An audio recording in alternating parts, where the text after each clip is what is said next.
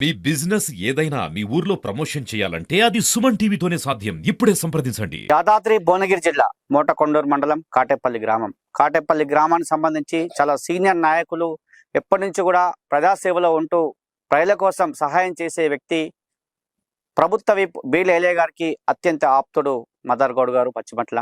మరి ఈసారి మహిళగా అవకాశం వచ్చింది కాటేపల్లికి ఇప్పటికీ 3 సార్లు సర్పంచ్గా, ఒకసారి ఎంపీటీసీగా ఎన్నో సేవలు చేశాడు. తనున్నప్పుడే అభివృద్ధి జరిగింది.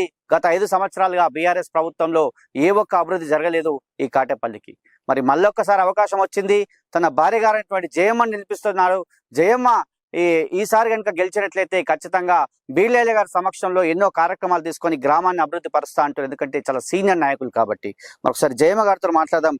జయమ్మ గారు చెప్పండి, మహిళగా అవకాశం వచ్చింది కాటేపల్లి గ్రామానికి, మీరు ఎలాంటి సేవలు చేద్దామని వచ్చారు, ఎలాంటి కార్యక్రమాలు తీసుకుంటున్నారు? మీకు అందరికి నమస్కారం.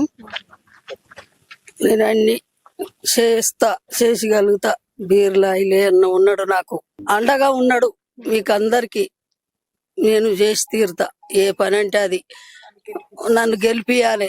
కత్తెర గుర్తు, మోరీలు, సీసీ రోడ్డులు అన్ని నేను చేసి తీరుతా. నేను చేస్తా. నాకు ఐలాండ్ ఉండు, నాకు ఎమ్మెల్యే ఉండు, నేను చేస్తా.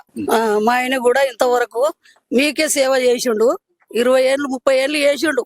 ఆయన ఏం సంపాదించుకోలేదు, అన్ని చేసిండు. ఇప్పటికి కూడా మీకే సేవలు చేస్తా. మీ ఊరికే నయం చేస్తా. నేను అందరితోనే మీ అందరి దండాలనే ఉంటా. నేను అందరికి పేరు పేరున నా కత్తెర గుర్తుకు ఓటేసి, కాంగ్రెస్ కత్తెర గుర్తుకు ఓటేసి నన్ను గెలిపించాలి. చూస్తున్నాం ప్రభుత్వ విప్ ఆలేరు ఎమ్మెల్యే బీలేకు అత్యంత ఆప్తుడు, చాలా పేరున్నటువంటి వ్యక్తి పచ్చిమట్ల మదార్ గౌడ్ గారు. గ్రామానికి సేవ చేశాడు. తాను సంపాదించుకున్నది ఏం లేదు, కానీ గ్రామానికి సేవ చేసే లక్ష్యంతో ముందుకొచ్చాడు. గత 5 సంవత్సరాలుగా బీఆర్ఎస్ ప్రభుత్వంలో ఉన్నటువంటి సర్పంచ్ చేసింది ఏమి లేదు. నేను 3 సంవత్సరాలుగా సర్పంచ్గా, ఒకసారి ఎంపీటీసీగా, అదేవిధంగా ప్రస్తుతము వ్యవసాయ మార్కెట్ వైస్ చైర్మన్గా పనిచేస్తున్నాను. ప్రజల కోసం సేవ చేద్దామని వస్తున్నాను. ఖచ్చితంగా మా భార్యను ఆశీర్వదించండి అని చెప్తున్నారు. మదర్ గౌడ్ గారు చెప్పండి, మీరు నిజంగా చాలా సీనియర్ నాయకులు, కాంగ్రెస్ పార్టీలో బీలేలే గారికి అత్యంత ఆప్తుడు, మిత్రుడు. మరి మీరు ప్రధానంగా ఎలాంటి లక్ష్యంతో ముందుకు వస్తారు? ఈ గ్రామానికి ఎలా సేవ చేద్దామని వస్తున్నారు? మన కాటపల్లి గ్రామంలో పంచాయతీ ఎలక్షన్ల సందర్భంగా కాంగ్రెస్ పార్టీ అభ్యర్థిగా పశ్చిమట్లం జయమ్మ గారిని మన గ్రామ కాంగ్రెస్ పార్టీ కార్యకర్తలందరూ ఏకముక్తంతోటి ఒక అభ్యర్థిని జయమ్మ గారిని నిర్ణయించారు. ఆ నిర్ణయించిన ప్రకారంగానే గ్రామంలో జరుగుతున్నటువంటి గ్రామ ప్రజలందరికీ సేవ చేసేటువంటి భాగ్యం కలిగించాలి. కాంగ్రెస్ పార్టీ చేసినటువంటి పనులు చాలా ఉన్నాయి. అదేవిధంగా నేను గతంలో కూడా 2-3 సార్లు సర్పంచ్ అయినా. నేను చేసిన అభివృద్ధి కార్యక్రమాలే ఉన్నాయి. ఏదైనా మంచినీటి సౌకర్యం లేకుండా ఈ గ్రామానికి నేనే 1 కిలోమీటర్ 2 కిలోమీటర్ల దూరంతో పైప్ లైన్ వేసి గ్రామానికి నీళ్లు తీసుకొచ్చిన గతంలోనే. అదేవిధంగా ఒక నీళ్ళే కాదు, స్కూల్ బిల్డింగ్లు కట్టించిన. ఆ స్కూల్లో కూడా 4వ తరగతి వరకే ఉండే గతంలో. ఇప్పుడు నేను వచ్చినాక 5వ తరగతి చేసిన. అదేవిధంగా స్కూల్ అభివృద్ధి కార్యక్రమంలో కూడా ఆ స్కూల్ కూడా ప్రారి కూడా లేకుండే. ప్రారి కూడా అప్పుడు మన తెలుగుదేశం గవర్నమెంట్ లో ఉన్నప్పుడు మన గ్రామానికి కలెక్టర్ గారు వచ్చినప్పుడు ఆ జన్మభూమి కార్యక్రమంలో మరి వారు ఇచ్చినటువంటి ఆదేశం ఏంటంటే, సర్పంచ్ గారు మీకు ఈ గ్రామానికి నేను ఈ స్కూల్కి ఏదైతే ప్రారి కూడా నేను మంజూరు ఇస్తా, దీనికి ఒక 60 పార్టీలో మరి మీరు చేస్తారా అనేది వాళ్ళు నాతోటి ఆ వాగ్దానం తీసుకోవడం జరిగింది. సార్, నేను ఈ వాగ్దానం తప్పకుండా నేను 60 పార్టీలో నేను తప్పకుండా ఈ ప్రారి కూడా నిర్ణయిస్తానని, నేను తప్పకుండా నేనే కట్టిన 60 పార్టీలో నేను ఆ ప్రారి కూడా నిర్ణయించినాను. ఈ రోడ్డు నుండి ఊర్లో కూడా సీసీ రోడ్డు కూడా బాగాలేకుండే. గతంలో కూడా నేనే ఒక ఆత్మకూరు మండలం ఉండే. అప్పుడు గతంలో పురుషోత్తం రెడ్డి గారు ఉన్నప్పుడు మా ఆత్మకూరు మండలంలో కూడా డాంబర్ రోడ్ లేదు. ఫస్ట్ గెలవంగానే పురుషోత్తం రెడ్డి గారు నా గ్రామానికి ఈ ఆర్ఎడ్బి రోడ్డు నుంచి గ్రామానికి 1 కిలోమీటర్ డాంబర్ రోడ్డు నా గ్రామానికి ఇచ్చిండు. అది 1 కిలోమీటర్ ఆయన ఆయంలో సింగిల్ రోడ్డు మంజూరైంది. డబల్ రోడ్డు ఇప్పుడు ఈ కాంగ్రెస్ గవర్నమెంట్ వచ్చినాక ఆ రోడ్ ఏదైతే ఉందో శిథిలమైపోయినాక ఇప్పుడు కోమరెడ్డి వెంకరెడ్డి గారి నాయకత్వాన మనకు ఒలిగొండ నుంచి కాటపల్లి వరకు డబుల్ రోడ్డు మంచి రోడ్ అయింది.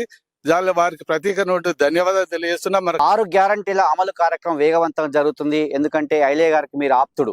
మీ గ్రామానికి సంబంధించి ఎన్నో పథకాలు, ఇందిరా మిల్లే కావచ్చు, రేషన్ కార్డులే కావచ్చు, మహిళా శక్తి పథకాలే కావచ్చు, కరెంటు బిల్లే కావచ్చు, గ్యాస్ సిలిండర్లే కావచ్చు, చెప్పుకుంటూ పోతే ఎన్నో కార్యక్రమాలు ఉన్నాయి. కాబట్టి మీరు ఐలయ్య గారు వెంట ఉండి ఈ గ్రామానికి ఇంకా ఎన్ని నిధులు తెచ్చే అవకాశం ఉంది? ఈ గ్రామాన్ని ఎలా అభివృద్ధి పరుస్తారు? ఐలయ్య గారి నాయకత్వాన ఈ రోజు మన గ్రామానికి వచ్చినటువంటి ఇండ్లు ఏదైతే ఇండ్లు ఒక 25 ఇండ్లు ఇచ్చిండు ఈ గ్రామానికి.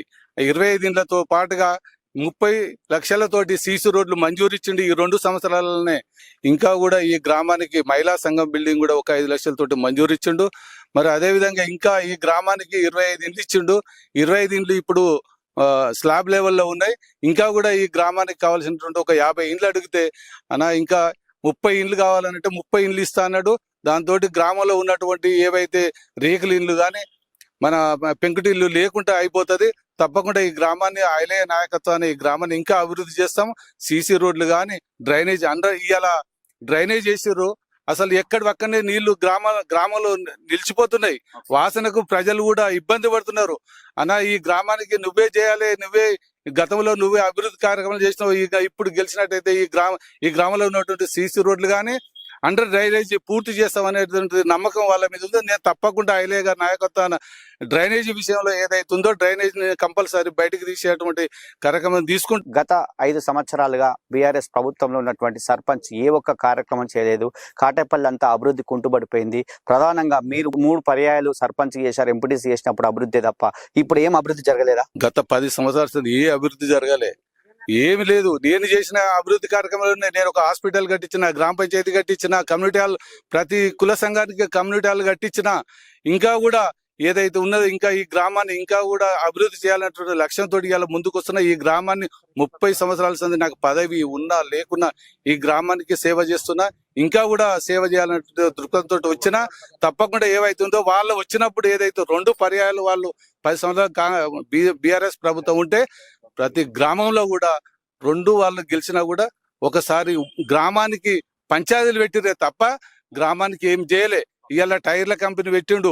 ఇవాళ ఎమ్మెల్యే గారు వచ్చినాక ఆయన అవన్నీ బండారం పడి మరి కాంగ్రెస్ వచ్చింది, కాంగ్రెస్ వల్లనే వీళ్ళు ఈ టైర్ల కంపెనీ ఇచ్చిండనే ఉద్దేశంతో ఎమ్మెల్యే గారిని బదనాం చేయబోయారు. కాకపోతే ఒక రోజు వచ్చిండు ఎమ్మెల్యే గారు, ఈ బదనా నా మీద ఎట్లా పోస్తారు మీరు, నా ప్రియులు అనేది ఇది కాలేదని కంపెనీ కాడికి వచ్చిండు. వచ్చి ఇవన్నీ ఏవైతే శాంక్షన్ ఇచ్చినాయి అవన్నీ పర్మిషన్లు తీసుకొచ్చి చూపెడితే నేను ఇయ్యలేదు అని మాట్లాడితే ముందరనే తీసుకొచ్చి పెట్టిండు ఆ తీర్మానాలు అవన్నీ. అది తీర్మానం పెట్టినాక ఎట్లుంటది?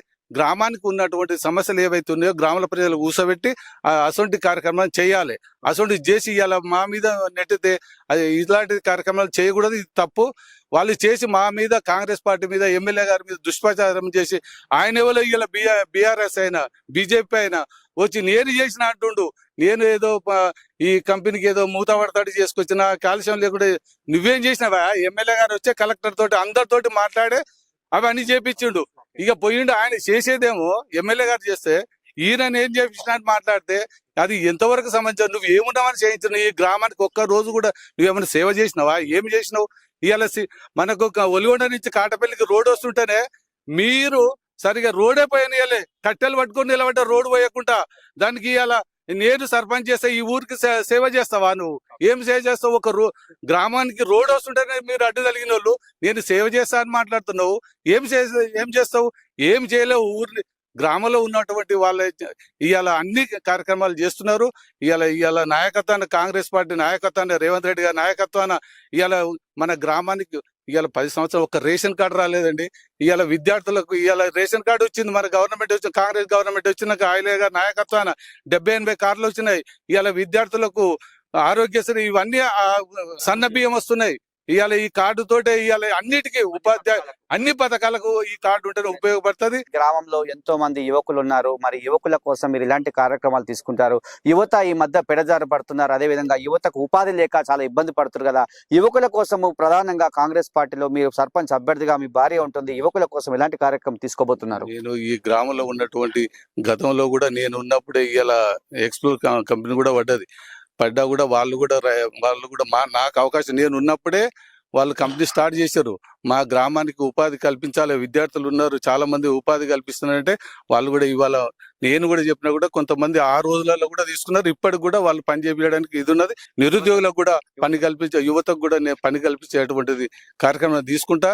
ఏదైనా వాళ్ళకు అన్ని ప్రభుత్వం నుంచి వచ్చేటువంటి కార్యక్రమాలు ఏది ఉన్నా వాళ్ళకు ఉపయోగ, విద్యార్థులకు అందరికీ మన యువతకు పని కల్పించే కార్యక్రమం చేసుకుంటాం. మహిళల కోసం ఎలాంటి కార్యక్రమాలు తీసుకుంటారు? మీ ప్రభుత్వంలో 1,00,00,000 మందిని కోటీశ్వరులు చేయడమే లక్ష్యంగా మహిళా శక్తి పథకాలు ఉన్నాయి కదా, మరి మహిళల కోసం మీ మహిళగా మీ భార్యకు అవకాశం వచ్చింది, మీ మహిళా భార్య గెలిస్తే ఎలాంటి కార్యక్రమాలు తీసుకోబోతున్నారు?